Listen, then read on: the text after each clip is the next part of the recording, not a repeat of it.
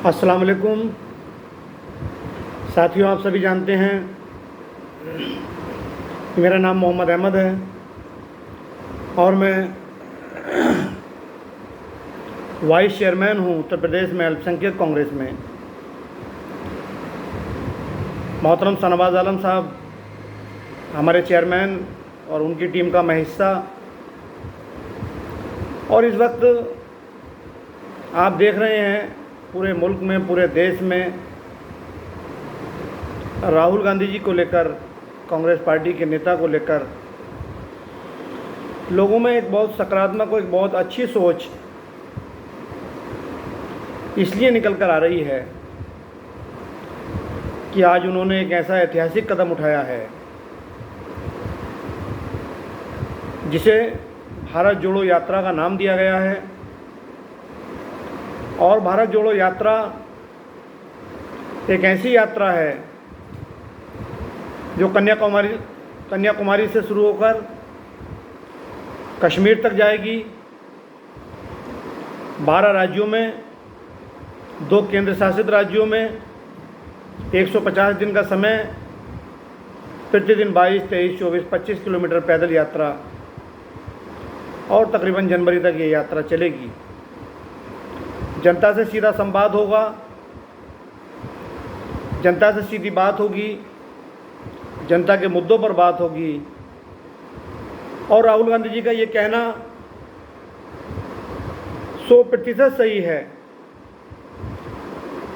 कि गोदी मीडिया हमारी नहीं है। संसद के अंदर कांग्रेस को और विपक्ष को बोलने नहीं दिया जा रहा है।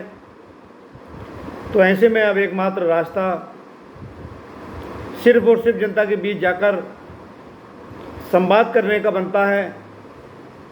और उसी जनता के बीच संवाद करने के उद्देश्य से आदरणीय राहुल गांधी जी ने भारत जोड़ो यात्रा का शुभारंभ 7 सितंबर को कर दिया, जिसका आज तीसरा दिन है।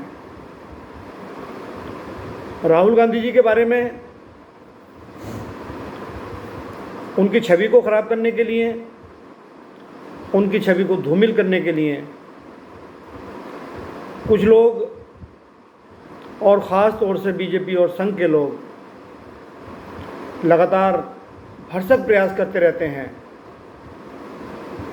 मगर ये प्रयास जो राहुल गांधी जी की छवि को बिगाड़ने का एक असफल प्रयास उनके द्वारा किया जाता है, या गोदी मीडिया भी उसमें शामिल रहती है। देखने को ये मिलता है कि जब जब राहुल जी के किरदार को, उनकी छवि को धूमिल करने की बात होती है, तो राहुल गांधी जनता के बीच में और अधिक कार्यक्षमता के साथ और अधिक आत्मविश्वास के साथ उभर कर आते हैं। और राहुल गांधी जी एक ऐसे दूरंदेशी नेता हैं, उन जैसा काबिल नेता, उन जैसा पढ़ा लिखा नेता, उन जैसा योग्य नेता विरोध करने वालों के पास नहीं है। राहुल गांधी जी वो नेता हैं जिन्होंने नोटबंदी के टाइम कहा था कि यह आर्थिक लूट है, और उनकी कही हुई बात 100% सच साबित हुई। राहुल गांधी वो नेता हैं जिन्होंने कहा था जीएसटी के टाइम कि ये गब्बर सिंह टैक्स है और इससे छोटे दुकानदार और छोटे व्यापारी तबाह हो जाएंगे, ख़त्म हो जाएंगे।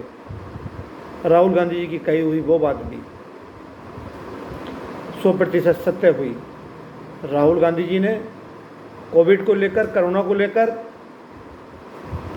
समय से काफ़ी पहले देश को और देश की सत्ता को और देश की सत्ता के नेताओं को ये बताया था कि देश में बड़ी सुनामी कोविड के नाम पर आने वाली है। ये अलग बात है कि प्रधानमंत्री जी ने या सत्ता में बैठे हुए लोगों ने उनकी बात को गंभीरता से नहीं लिया। लेकिन राहुल गांधी जी की कोरोना और कोविड को कही हुई बात भी 100% सच हुई। राहुल गांधी जी ने किसान बिल पर कहा कि ये किसान बिल भारतीय जनता पार्टी को, मोदी सरकार को वापस लेना पड़ेगा, और वापस लेना पड़ा। राहुल गांधी जी की कही हुई बात 100% सच साबित हुई।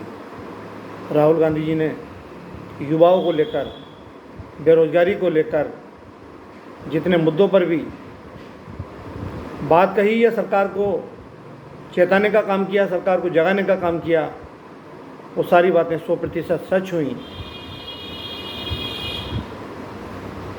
और आज राहुल गांधी जी भारत जोड़ो यात्रा नाम का एक इतना बड़ा आंदोलन उन्होंने छेड़ा है, जिससे 100% सत्ता परिवर्तित होगी, सत्ता बदलेगी। क्योंकि ये भारत जोड़ो यात्रा कांग्रेस की भारत जोड़ो यात्रा नहीं है, बल्कि देश की भारत जोड़ो यात्रा है। 4 सितंबर को दिल्ली के रामलीला मैदान में महंगाई को लेकर एक विशाल रैली हुई, जिसमें तकरीबन 4 लाख लोग इकट्ठा हुए।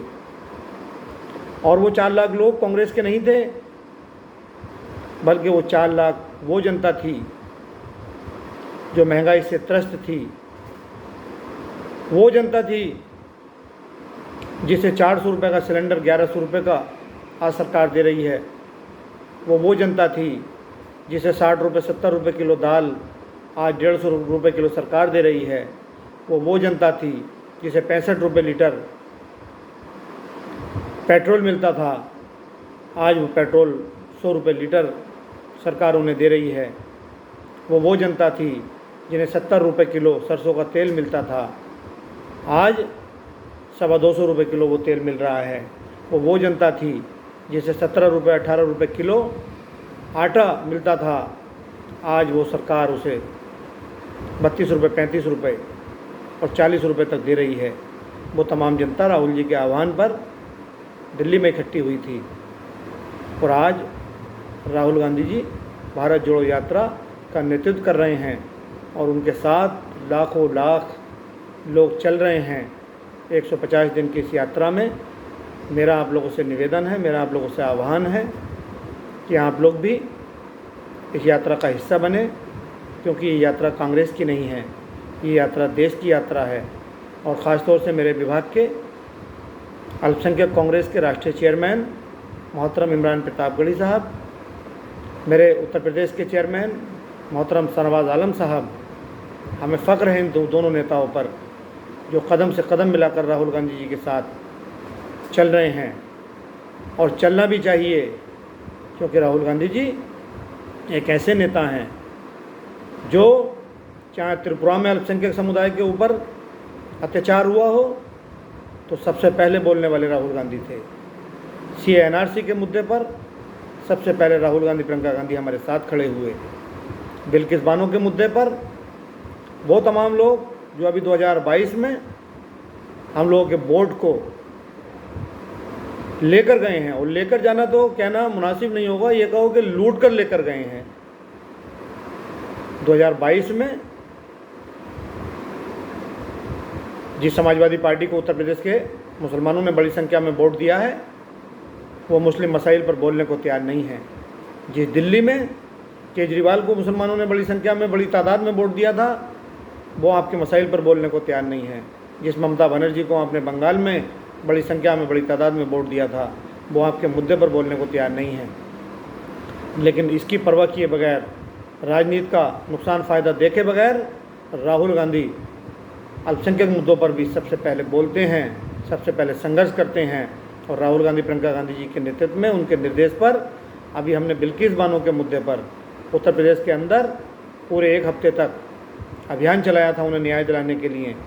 तो इसलिए मेरी आप लोगों से ये गुजारिश है, मेरा आप लोगों से ये निवेदन है, सत्ता परिवर्तन के लिए, महंगाई से निजात पाने के लिए भारत जोड़ो यात्रा का हिस्सा बने और 2 कदम राहुल गांधी जी के साथ चलकर इस ऐतिहासिक पल के गवाह बने। बहुत बहुत शुक्रिया। जय हिंद, जय भारत, अस्सलाम वालेकुम।